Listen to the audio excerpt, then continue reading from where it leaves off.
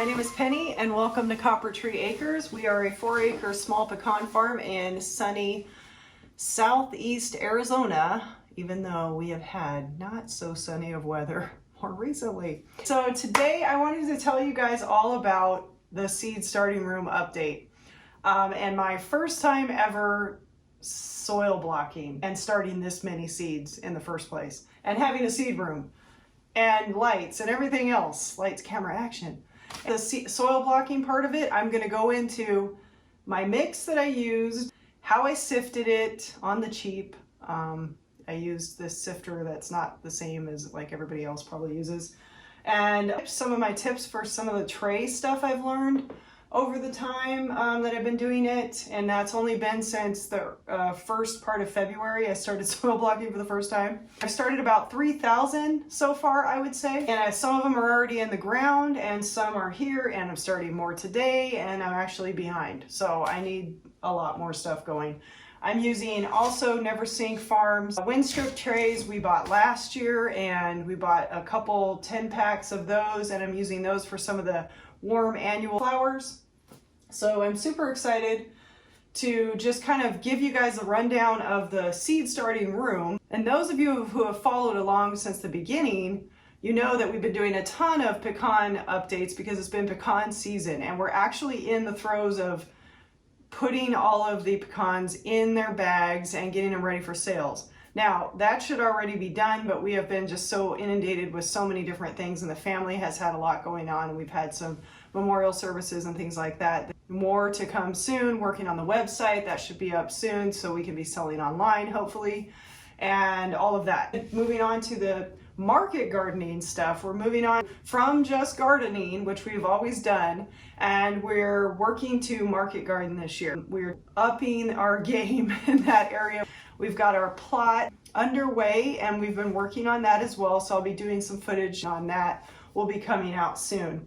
These are our new lights. We only have 3 of them up, but we have actually 4 of these, and we're going to be expanding this way once I can take the plastic down. There's plastic behind you. It has kept the heat in this area. This is an enclosed patio I've mentioned before, and we'll eventually have a greenhouse, or that is the hope. The lights have worked out phenomenal. Anyone interested, I put the link below to check out those lights. We got them on Amazon. We did our research, and honestly, I've been super happy with them. They don't seem to use too much electricity. They work really well. They have these great little pulley devices on the top that work really well to move them up and down as you need to, and then the knob that controls the percentage of light that you're giving your plants needs to be adjusted as well as the level that the light is at, and it gives you that information in their packet. And I go over that all in a segment, and I'm going to put that at the end of this video so you guys can check that out and see if you like the unboxing and all the information on it, and been installing them. And then I bought timers, and I did analog timers. I didn't want to deal with the digital, so I just did cheapy. They're really inexpensive analog timers. Actually, I need to put my last one in, so I bought a box of 3. I actually need one more for my 4th light. These work great. Once you get them set, you can set them and forget them. And they turn on and off. They turn on at 6 a.m. and turn off at 10 p.m. at night. So you want a place that you can have your lights on for a long period of time. The other footage I did on sifting and making the soil blocks and seeding and that kind of stuff. Again, we've done about 3,000, got some in the ground. But the thing is, a lot of these, when it's nice out in the morning, I just put them outside. So I started a lot of these, say for instance, these lettuce greens, those I just basically, they've grown outside. So they've been in here like maybe 50% of the time, outside 50% of the time. I would put them out in the early morning and then move them to dappled shade with the trees. And I have a couple different spots, and they've been exposed to a lot of wind too. I mean, with all the winds, everything here has gotten its share of wind. I have a ceiling fan above that I turn on a medium to keep the tomatoes happy, which I need to pot up today. Those are in 2-inch blocks. Those started in minis. I went up to 2-inch blocks, and then I'm going to put them into 4-inch blocks or into containers. I'm going to try to make my own 4-inch block. If you're interested in that, let me know. I'll do a video on it. If that doesn't work out, I'm just going to pot them up because I don't have a 4-inch blocker, and they're like over $100, and I don't want to spend the money on that right now. And let me show you around a little bit.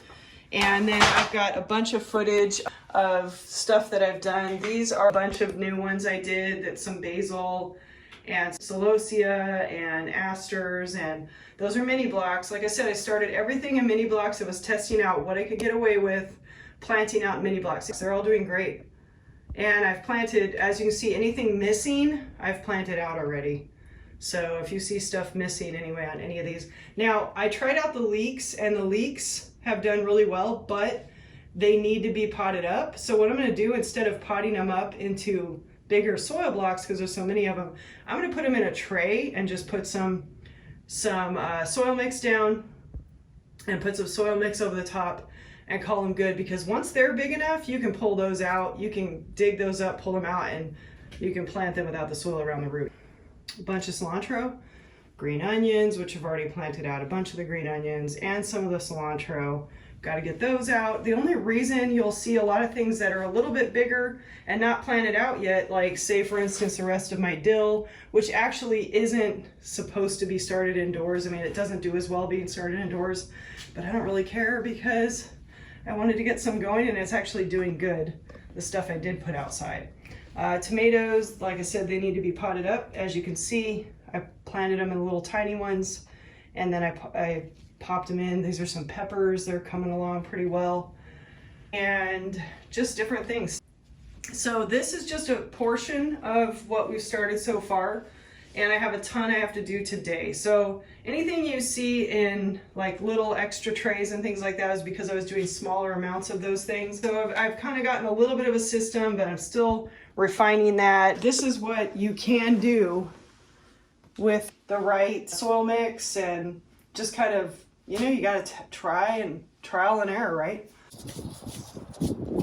So what I've been using for a sifter is literally a dollar store find, just a colander or strainer.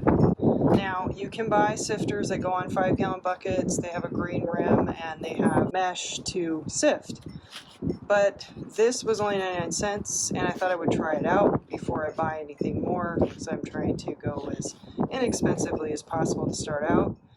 And I wanted to try things to be able to show people you can do things a little bit more on the cheap. This seems to work good. There's a few things that get through, and you could always re-sift if you needed to, but this has worked really well so far for me.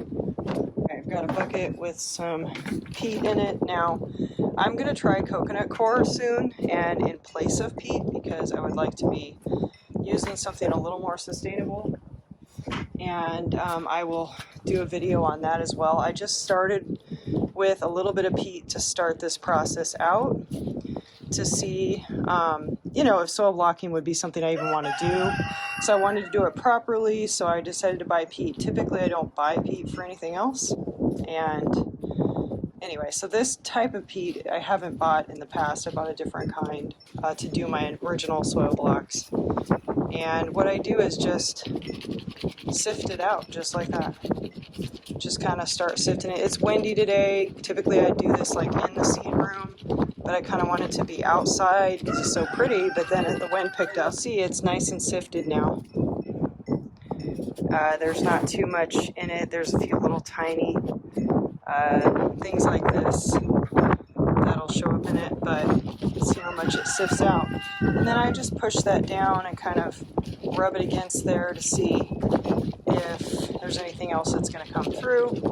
And then I don't spend too much time doing that because it's just a bit of a waste of time. This can go in my compost pile or in the garden, toss it into a bucket and move on. As I do an entire section on this big bin. This is one of those bins that's for, say, mixing masonry, stuff like concrete and what have you. And this is a really pretty large one. You know, it's pretty large.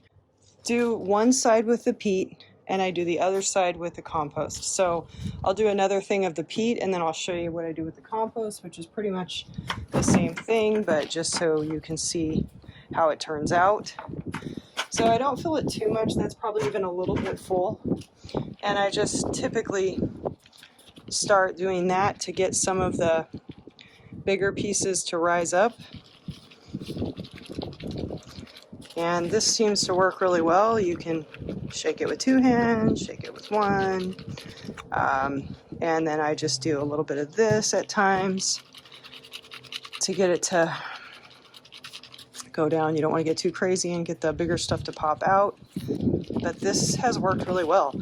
I thought of it right when I saw the sifter thing that people use, and I thought, well, if I spend 10, 20 bucks on that, it's one less thing I've got to spend money on or order. I already have this colander and strainer. I'm going to try it out. Then I thought those little wire waste baskets would work. They have them at the 99-cent store as well. And those, they aren't going to work. We even thought about putting two together and zip tying them so that it makes smaller little openings, but unfortunately that seemed like it wouldn't line up right no matter what we did, so we just decided not to get that. You can see how much is left of this bigger stuff. And dump this out, and then you have this nice sifted peat. All right, I'll show you the compost. If you do them in the same bucket like I do, or you want to put them in separate buckets, because your measurements are going to be different when you go to make the blocks. So this is the mini block mix that I'm making this batch up for. That's what I predominantly try and use, is the mini. I don't fill this too high, again, just maybe halfway, a little over halfway. And then I just start shaking first a lot of times. You want to keep these separate because your measurements for the compost as opposed to the peat are way different. So you're having to use 16 cups of the peat and only 4 cups of the compost. But like I said, I want to try out coconut coir next, and I'm going to see how that works out. And if it doesn't work out very well, if I can makeshift still using it and using less peat. What I've done already is try using less peat and adding in perlite instead for the minis. I started with that because I just wanted to get that right and see what I could create from there. So starting this out, I did make some small blocks with part of the mix instead being perlite. And I would say I did about a fourth of the mix perlite in where it would have called for peat moss. And that worked out. So far that's been fine. Doesn't seem too much different. Still holds the water really well. Still dries out about the same that I have found so far. So you can see all of that that's left behind is heavy duty stuff. And the stuff down here is pretty sifted. Now you're gonna get, if you use this, I don't know about the other, I haven't tried the green sifter that people use. So I'm still getting some of these little lines, and that kind of gets in the way sometimes, but then at times it doesn't. And it depends on your load of compost. Sometimes compost is more broken down than others. I use the Omni, which is a seed cover / compost, and it literally is really fine in the first place. These little pieces really aren't that big in the first place, and you can definitely go over and do this sift again. You know, you may have to do that even if you, with certain composts, we'll sift it again and see. But like I said, for only $1, this thing is great. It's been working really well. So I would say that, yeah, see, I just sifted out a decent amount there. That's good. So, not too bad. This batch seems a little bit more woody, so I'll probably re-sift after I fill this up. So I'm just going to fill this up, continue sifting, and then once it's full, honestly, it does quite a few batches of mini soil blocks. I mean, I don't fill it completely up. I get a good amount done, and I keep my peat moss, you know, on one side, my compost on the other, fill it up pretty good. I make sure I do a little bit more on the peat because it takes more per batch. And then this will do like 4 or 5 batches, and each batch will make like up to 500 or 600 blocks, baby blocks, mini blocks, or mini mud cakes, as I like to call them. So there you have it with the sifting. Now I'll show you how I actually make mini blocks so you can see what I did and how I added in the perlite. Typically it calls for 16 cups of peat moss and 4 cups of compost. These are all sifted. Don't do it without sifting it. It's not worth it. Because even with sifting it, you're gonna run into like little things that you maybe thought you'd need to re-sift. So definitely sift, it's worth your time. Just take an hour, do a bunch up and keep it to the side. Cover it up, or you know, you don't have to cover it fully. You wanna keep some airflow in there. I replaced 4 cups of the peat with 4 cups of perlite. I have found that both of these work great. You can do a full 16 cups, of course, of the peat, but what I'm trying to do is cut back on peat a little bit more each time and just try it out. Right now I'm sticking with the 4 because I need a bunch of starts to work for me, and so far this works to keep the moisture. These are basically moisture retention items, and so that's the sifted peat, and that is 12 cups of sifted peat, 4 cups of the sifted compost, and then 4 cups of perlite. So I just changed it up because I had perlite. The larger soil blocks call for a little bit of a different mix. I already had the perlite on hand for that anyway, and I just decided to start using it in the small blocks too. So you want to mix that fairly well, and your last ingredient besides water is green sand. So this is a little less than a half a cup, but typically it calls for about a cup. I just didn't happen to pour enough. This is adding nutrients to the soil, and it'll give your blocks a longer duration before your fertility runs out. You don't have to use your hands. You can use a stirring nifty potato masher, and it works really well. I happen to have an old one and don't really use it much. Mix it up good. It's good. It's nice and mixed.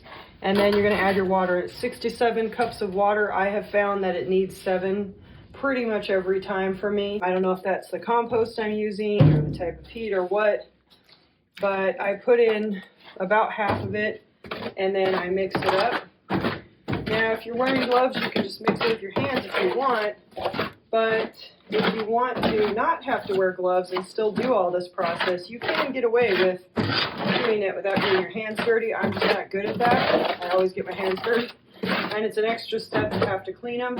I figure I'll just go ahead and wear the gloves. I can take the gloves off and get to blocking. See that with the peat moss and the perlite, it'll suck up the water real quick and hold it, and so the blocks won't be moist enough. And sometimes because I use the perlite, or just in general, I'll just let it sit for a little while. While I'm doing something else, I just get it set up and then I wait and let it sit so that the moisture can absorb fully, and then you'll start to see that you'll get more moisture to it. Right now though, this is real dry still, and I've used about a little more than half the water. If I go around here, and I've used almost all the water, especially with adding a perlite, it tends to use up more water. And a lot of times, I know Elliot Coleman talks about leaving it sit overnight when he uses perlite in his larger mix. If you're going to use perlite, just be prepared that, you know, you're either going to have to add more water initially, or you're going to have to let it sit sometimes just so that it fully absorbs, and then you have the water kind of release a little bit. Otherwise, your blocks might not be tight enough, from what I've witnessed in my own soil blocking journey, which has not been very long yet. So you can block without gloves if you want, once you're using the block and the mix is all mixed up. But you want some water coming out of it, and so far there's no water coming out. Tiny bit when I squeeze it. I let it sit for a while I do something else and clean up in my seed room for a little while. But I'm going to add the last of the water, that's 7, and mix it around. I like this a lot better than just using cell trays for a number of reasons. I have never really liked doing starts and transplants and all this stuff. I love direct seeding into the garden whenever possible. Just the joy of it to me is, I just like it a lot more. But I had to find a method and a way to get myself to get past that hurdle of being hesitant to try seeding everything I needed to in advance, because with starting the farming and the market gardening, I better get going on starts in advance. And I thought, you know, the soil blocking sounds a lot better because the health of the plant with the air pruning roots get are going to set you up for more success with your transplants. And then you'll see we're getting there. So you'll see some water kind of coming out now. Well, that is perfect. We want that, and you know, I mean, you can go a little bit wetter, but again, if I let it sit for just a little while, it'll hydrate even more. And I'm just gonna let this sit for just a little bit, about 10 minutes, and check it again while I do a few other things. Now, when you're done with this, if you don't block a bunch of blocks at one time, say you do, I don't know, a handful of mini blocks and you've got to go do something, you can just leave it. You can just leave it. You don't have to cover it. And you put water on it, a little bit of water to rehydrate it when you go to use it again, whether it's the next day or the next week. I'll show you what consistency I have found to work pretty good. So I'm gonna let that sit a bit and we'll be back. I get the blocker wet. I dip it in some water. So it's always good to have a little bucket of water nearby. You want to make sure it's nice in a clump, and then you're going to go back and forth and go down to the bottom, and you're going to kind of walk it back and forth, and you're going to see that there's water coming out around each side, around the tops, I mean, of your mix. Now, you don't want it so full. I got it kind of full. You don't want it so full that, you know, everything, all of your blocking mix is coming out over the top. Like, that was a mistake. But again, being a newbie, just showing you what I've learned. So you can go against the bottom, just get a nice even feel for that, and you see that you've got some excess on there. So you're gonna wanna scrape that away with whatever it is you're using as your, whether it's a trowel or one of these. And then, you know, just a quick scrape away. It doesn't even have to take as long as that did. I'm just using one of these. These I got on Amazon. They're only good for like 2 of these minis, but they work. I know there's ones for 3 minis, but a lot of times if you don't need a lot of one thing, these little trays are good, and they were a good price. And that's it. You can see how our nice little mud cakes. Nice little formed mud cakes, no problem there. They're pliable enough and dry enough, but wet enough all at the same time to put some seeds in. I'll show you another trick I do to get the seeds to kind of root better initially that I found seems to work. You don't have to always do it with all of them, but let me show you that. Let's go ahead and do one more under here. So you can do this without getting your hands wet and dirty, but I have yet to be great at that. You want to grab this bar, by the way. I always want to grab here, and you can, once you've pushed down, grab there. But I mean, in my experience, it's just good to make sure you have it really packed. So you want to put some weight down on it, scoot it together, make sure you've got a nice area that you've pressed down on. Now, obviously I'm getting some mix on there, so I could have dipped it to get that off in the first place before I started. That's why it's good to have that water nearby. And just a quick dip off, and then you're pressing it down, and you're pressing against the handle that you're holding as well. And then you're lifting the handle and kind of lifting there, and there you go. So you got 2 little mud cakes. You got a few coming up here, because again, if you rinse this in your water, then you get rid of anything that came over the top. And as you get better at it, you remember to not get it too filled to where you're getting stuff that's falling over onto the top. And that's, you know, that's just gonna come with time and finesse. But there's our little mud cakes. Let's put seeds in them. So we're gonna do some basil seeds. So I need to get a lot more basil going. A small little seed, kind of in between tiny and small. In a little tray thing I have. And then wet the end of a toothpick. My hands are dirty, but that is gardening. You pick up a seed and you put it on there. Okay, obviously I could start at the end here. Now with these black seeds against the black thing, it's kind of hard to tell whether or not it's come off, especially when you're dealing with an oregano seed, which is the tiniest seed I think I know of besides snapdragon seeds. And you know, if you don't buy seeds that are coated, you know, you have to like really see there's a seed on there, right? And you're just wiping it off on there. But the thing that I came to find was that when I did it this way, it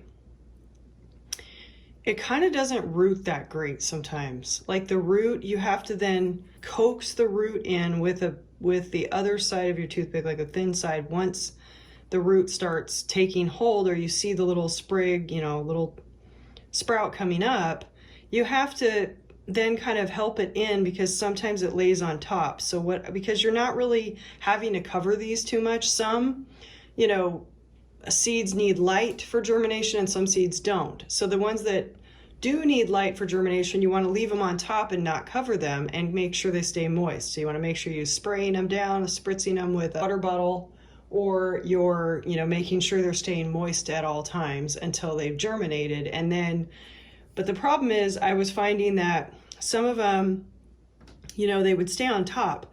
So what I did was I kind of just went around real quick. I either poke the seed a little further down and don't cover it, but again, if they need light to germinate, you don't want to poke them too far.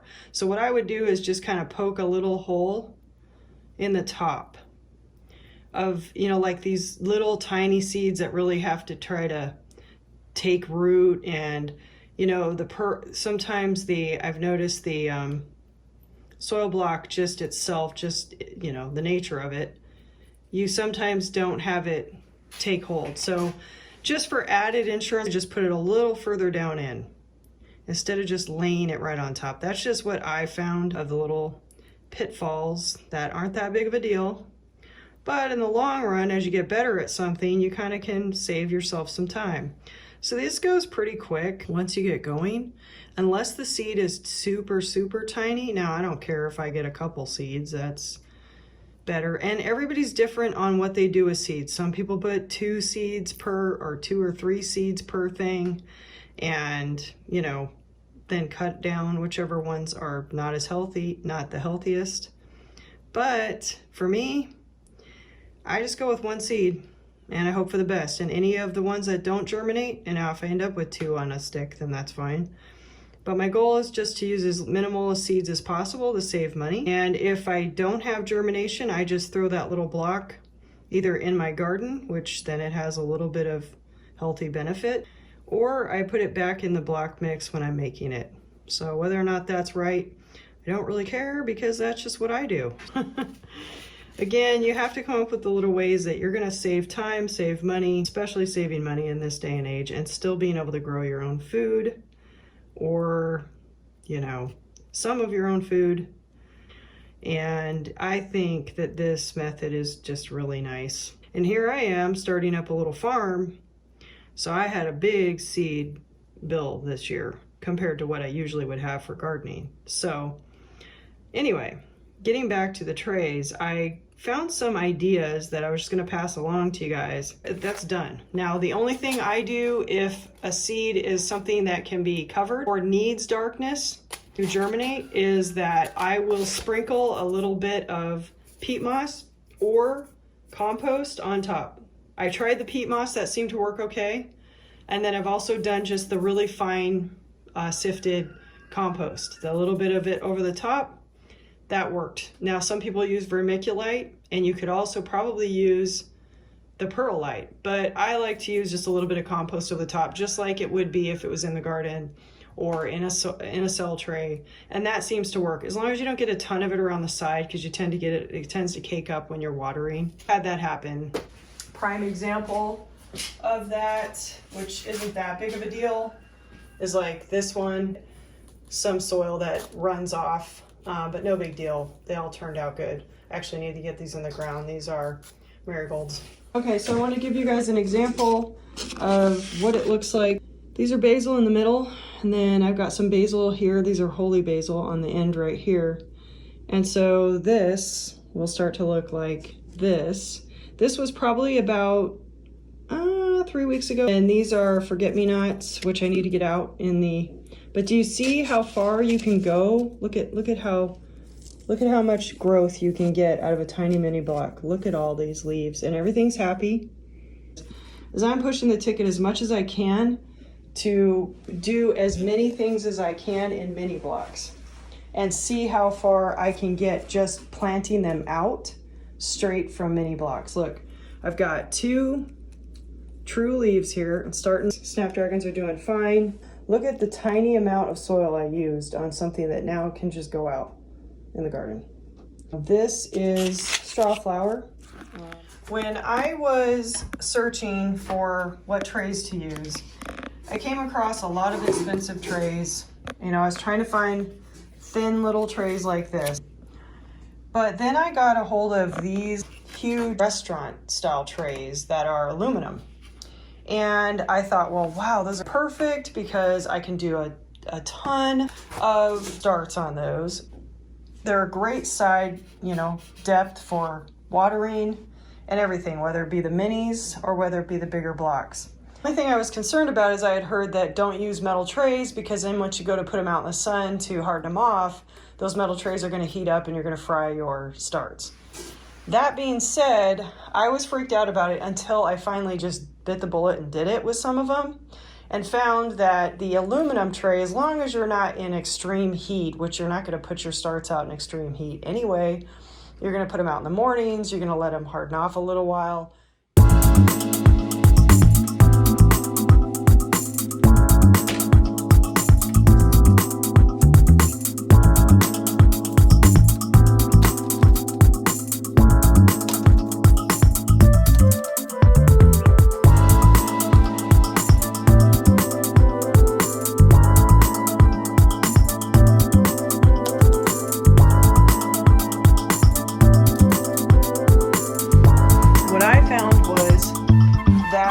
It worked out because this is not a good conductor of heat. Aluminum tends to cool down pretty quick and not heat up super hot. So it can get warm, and I felt it get warm when it's sitting in direct sun and it's like 75 degrees. But even then, everything starts to get a little drier because I have wind on top of it this time of year. This is all lettuce, different kinds of lettuce, 600 I think here. And I decided that I was going to try these and just go with it. At first I was fretting about it forever, and I kept thinking, oh, I need to get more of, you know, these kind of, no, where are they at? More of these kind of trays that do the 3s, and then how am I going to do them all on that? And then all the fiberglass trays on Amazon or anywhere are expensive, like the cafeteria kind. They're pretty darn expensive. And I've already invested quite a bit in getting going here. I think it was well worth what I invested, but I needed to have a solution. So I decided when I'm not doing too many of one thing, I would put them on my small trays. Now these I ordered on Amazon. I actually thought they were the longer ones, ended up with the shorter ones. It's fine, it works, and I've got a ton of them. So I've got a whole slew of them in here. I also got these. I got 10 of these for, I can't remember, like 12 bucks maybe, for the bigger blocks, because they're deeper and squared off. And so these are my 2-inch blocks.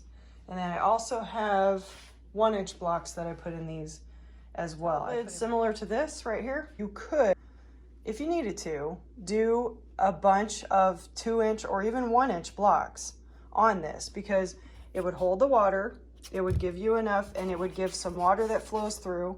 You'd probably have to pour more water in here because of these areas. But you could essentially use this if you wanted to. There's other tote lids that might even work better, but that was an idea for big blocks. And for small blocks, check out the stuff I found at the Dollar Tree. In these trays, you will see that they're thin and shallow, and just like the little white trays, little foam trays I have. And they're real flimsy, yes, but they're perfect as far as the depth goes and the size goes to do a nice amount of little mini blocks, or even like the 1-inch blocks. If you get these, you could use these and put them on a tote top. Like say if you had a tote top or a piece of board that just, use a piece of board, because you could put the aluminum on there, keep it on there as a tray to take the little trays outside when it comes time to hardening off. Get away with a pretty inexpensive way of doing soil blocks, but you do have to give it some support. So think about giving that, if you were to get some of those, a bunch of those even, for a good price, you get 2 of them for $125, and you could put a number of mini blocks on there, and even a number of bigger blocks, as long as you give it support on the bottoms. Because even these foam trays, they get, caught by the wind sometimes if you're carrying one out, and because I get a lot of wind here this time of year.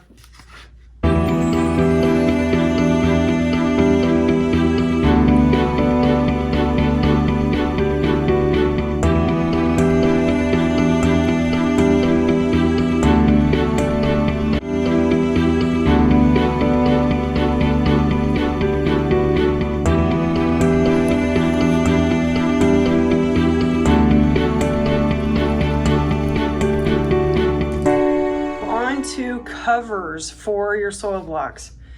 What people use oftentimes is burlap, is popular, which I would totally use. I had a little bit, I used it in the beginning, but it wasn't enough. Then people also use plastic saran wrap to keep the moisture.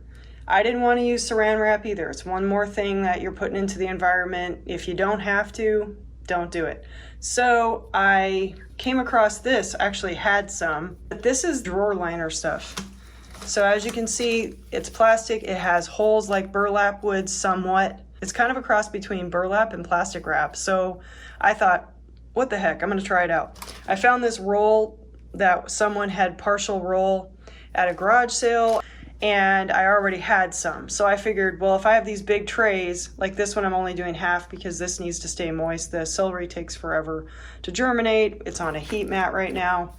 These I keep on heat mats longer because they take longer to germinate, so I put them all together because typically they take about the same amount of time. Actually, the leeks do come up a little sooner. So the celery, though, it needs to stay moist, so I just keep that covered, but there's enough of a ventilation here so they're not getting stifled. So if they start to pop up, they're not hitting plastic and having issues. And yet, the minute you see enough germinating, you want to pull this off. So it's just like anything else, burlap or anything, it's going to start growing through there if you leave it on too long. So I check them each morning, of course, when I water. That's another just tip that I found works really well. And you don't have to use saran wrap, and you don't have to try to, saran wrap gets tangled and it's just a pain to work with, in my opinion. And burlap's nice, but it's a little heavy to me. But this stuff's great. It's right in between, and it works great. I cut it to size, and actually what I found at the garage sale and such worked out perfect. All right, we covered a lot of ground today. I hope this is inspiring to you and helps give you some insight on what it's like to first do soil blocking for the first time. Here at Copper Tree Acres, it sure has been a cool experience, and I look forward to doing more. The remainder of this video is going to have our unboxing, installing of the lights, as well as putting up the plastic and so on. So if you want to stay tuned for that, thanks for joining, and we hope to see you next time. Okay, so this is a newly opened box. You can see what's inside here. It's packaged really well. You get the information about it, and then of course maybe little tools there. And in here we have using suggestions. So if you look here, I'm going to flip that back. We've got germination period, 16 hours on, 8 hours off. Okay, so brightness at 40%.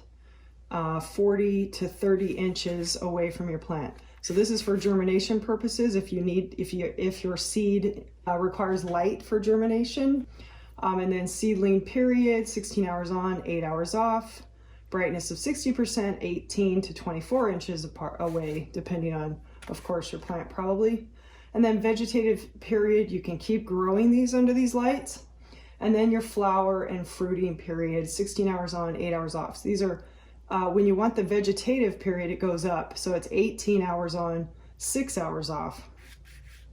And you're only at 12 to 18 inches away and 100% brightness, because you want to trick the plant like it's under the real sun. And then flowering, fruiting period is 16 hours on, 8 hours off. brightness at 100% and 12 to 18 inches away from the plant. So if you want to go that distance and use these as full-on grow lights for growing indoors, because there's a lot of things you can still grow indoors, I plan to just use this to get them ready for out in the field. Of course, I'm not really going to be growing things fully, but I did see on the video that I saw a demonstration of, she was growing actual flowers under these lights. So these lights, they seem to be pretty amazing so far. The moment of truth. Let's turn this on. All right, check that out. All right, so they come with a way to hang them, but there's a dimmer switch. So you can kind of, I'll turn them down and then point it so you can see. Yep, nice. Super bright.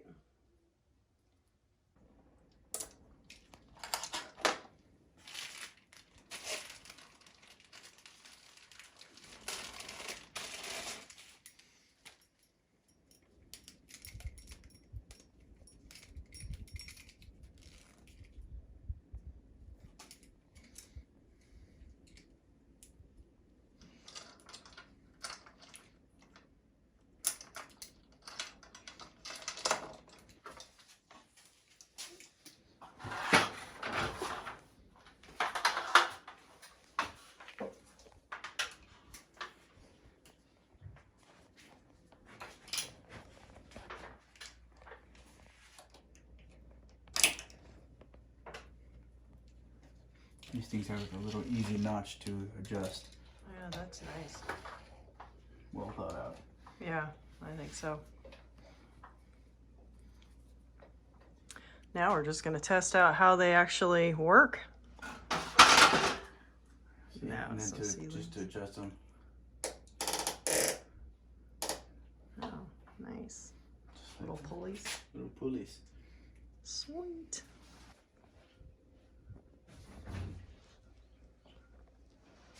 They're up. And get the plug-in set and set a timer. These heat mats I got are bigger ones. I got 2 of them. I believe there should be 2 of them. These I got off Amazon. I got my old ones off Amazon, I believe, yeah. And so I got these 2 that I feel like are plenty big enough to get things, quite a few things germinated all at once. Those 4 is just to germinate. So once germination starts on my seed starts, on my little seedlings, I'm going to pull those off and put those under the lights. And we're putting up what will serve as the pole to hang the plastic on that I talked about. Hi, Ben. Hello there. And we're using some PVC. What size is this? Like inch? 1 inch PVC. And just some brackets on the end of the wall. And then we're going to brace it in the center. After we put the plastic up, we're going to put the brace through that.